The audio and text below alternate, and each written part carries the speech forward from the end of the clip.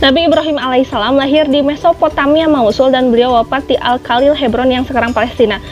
Nabi Ibrahim alaihissalam diutus oleh Allah untuk berdakwah pada bangsa Kaldan di bawah kekuasaan Raja Namrud yang kala itu rakyatnya menyembah berhala berupa patung. Nabi Ibrahim alaihissalam pernah diperlihatkan kekuasaan oleh Allah Subhanahu wa taala di mana 4 ekor burung yang telah beliau cincang dan disebar ke berbagai bukit yang berbeda, Allah kembali satukan lagi dan Allah hidupkan lagi 4 burung tersebut.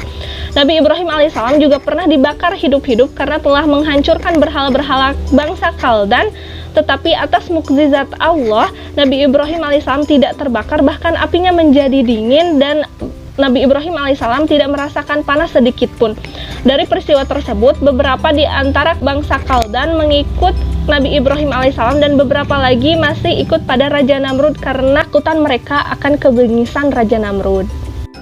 Selanjutnya terdapat hikmah yang dapat dipetik dari kisah Nabi Ibrahim. Yang pertama yaitu husnuzon, selalu yakin dan berprasangka baik kepada Allah. Yang kedua yaitu ihsan, selalu menyembah Allah tanpa kenal lelah.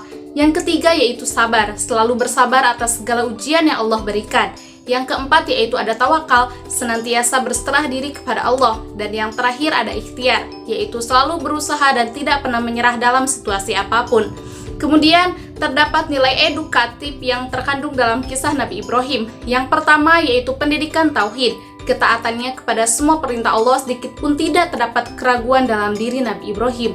Yang kedua, pendidikan akhlak. Terdapat beberapa karakter Nabi Ibrahim yang ditemukan dalam Al-Quran seperti jujur, lembut hatinya, pemberani, dermawan, dan murah hati. Yang terakhir yaitu pendidikan kepemimpinan. Nabi Ibrahim adalah seorang imam, tauladan, panutan baik perkataan maupun perbuatannya. Kisah Nabi Ayub alaihi salam. Dalam kronologis kisahnya, Nabi Ayub ialah seorang nabi yang memiliki banyak harta, keturunan, dan berakhlak mulia. Meski begitu, Nabi Ayub tidak pernah sombong dan terus berbuat baik. Allah pun menguji Nabi Ayub dengan cobaan yang berat. Dia kehilangan harta, anak-anaknya, dan menderita penyakit kulit. Namun, dalam kondisi tersebut, Nabi Ayub tetap bersabar dan berserah diri kepada Allah Subhanahu wa Ta'ala.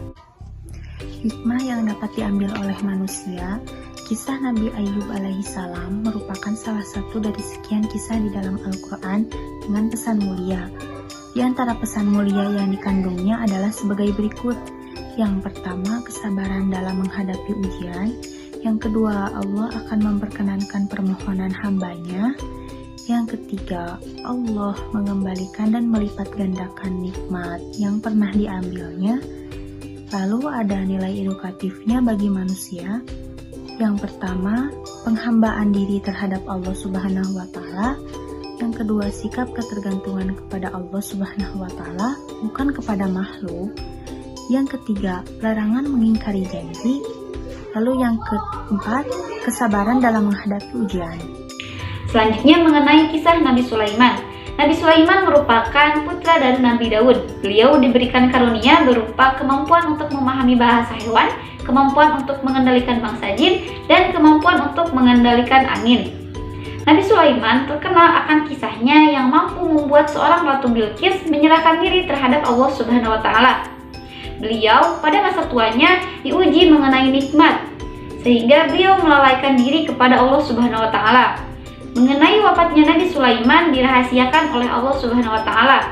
Tidak ada yang mengetahui perihal wafatnya termasuk bangsa jin.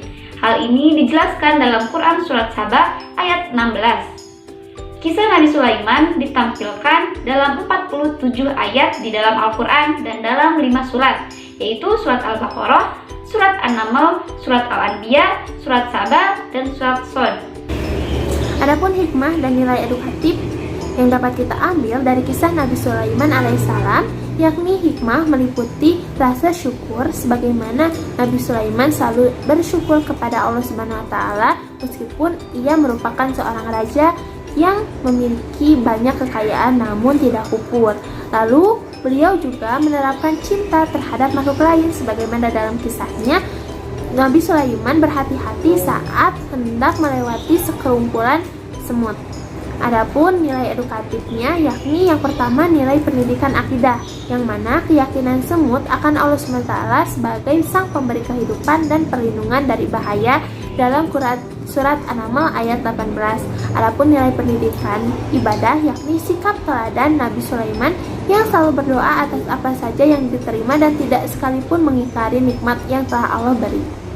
Kemudian berbicara sejarah Nabi Yusuf alaihissalam. Jadi Nabi Yusuf itu adalah salah satu anak dari Nabi Yakub alaihissalam, di mana beliau memiliki sikap yang sopan dan juga taat terhadap Tuhan, yaitu Allah Subhanahu wa Ta'ala.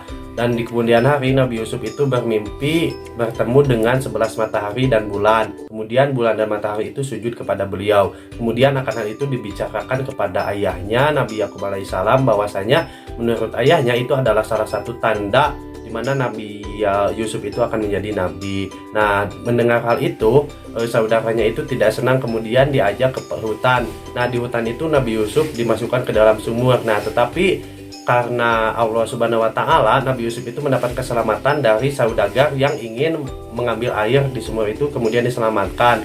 Nah, kemudian Nabi Yusuf itu dijual kepada khilafah Mesir, dan di Mesir itu Nabi Yusuf diangkat menjadi salah satu menteri. Dan tidak hanya itu, masih banyak lagi Nabi Yusuf pada akhirnya menjadi nabi dan nabi utusan Allah. Baik, di sini saya akan memaparkan mengenai hikmah dan nilai edukatif dari kisah Nabi Yusuf. Baik, yang pertama ada hikmah yang dapat diambil dari kisah Nabi Yusuf meliputi rendah hati, mampu menjaga dan memelihara hawa nafsu, serta tidak menyimpan dendam.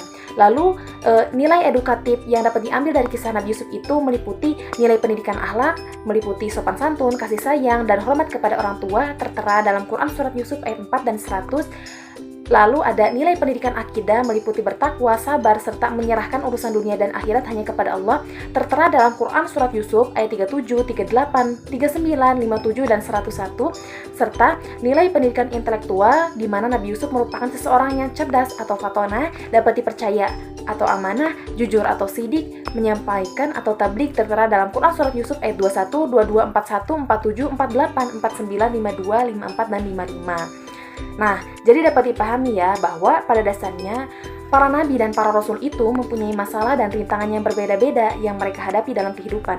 Akan tapi tujuan mereka itu hanya satu, yaitu menegakkan kalimat tauhid, yakni meyakini dan menyembah Allah yang satu dan yang esa. Bismillahirrahmanirrahim. Untuk selanjutnya kisah Siti Maryam. Adapun kronologis singkat mengenai kisahnya, yakni bahwa Siti Maryam ini ialah ibunda dari Nabi Isa alaihi salam, di mana ia merupakan seorang wanita yang menghibahkan dirinya untuk terus beribadah kepada Allah Subhanahu wa Ta'ala dan lebih sering berada di rumah Allah atau Baitul Maqdis. Siti Maryam ini merupakan wanita mulia yang mendapatkan kehormatan dengan ditiupkannya ruh ke dalam rahimnya, yang kemudian melahirkan seorang anak laki-laki suci bernama Isa ibnu Maryam. Hal tersebut menjadi suatu kemuliaan yang sekaligus ujian bagi dirinya, sebab dapat mengandung bayi tanpa disentuh lelaki manapun, sehingga menjadikan dirinya menjadi wanita yang tegar karena banyak menghadapi cercaan dan tuduhan dari kaumnya sendiri. Maka Allah jadikan saat itu bayi Isa dapat berbicara guna membela ibunya Siti Maryam. Sekian, terima kasih. Selanjutnya yaitu hikmah dan juga nilai edukatif yang dapat kita ambil dari kisah Siti Maryam. Adapun hikmah yang dapat kita ambil, yang pertama beliau sangat menjaga kesucian dan kehormatan dirinya. Yang kedua, beliau sangat sabar dalam menjalankan segala amanah yang dibebankan kepadanya, kemudian juga sabar dalam segala ujian yang diberikan kepadanya. Nah, adapun nilai edukatif yang dapat kita ambil, yang pertama nilai pendidikan akidah. Dari kisah Siti Maryam ini kita dapat menyimpulkan bahwa kita diharuskan untuk mengimani rukun iman dan menjalankannya. Kemudian yang kedua yaitu nilai pendidikan syariat, yang mana kita bisa lihat dari Siti Maryam, beliau sangat mentaati dan juga menjalankan syariat Islam dengan baik. Kemudian yang ketiga yaitu nilai pendidikan akhlak, yang mana akhlak ini merupakan cerminan keimanan seseorang, yang mana ketika seseorang itu akhlaknya sudah baik, maka pasti mendekatkan dirinya kepada hal-hal yang mendekatkan kepada Allah dan menjauhkan dirinya dari segala larangannya.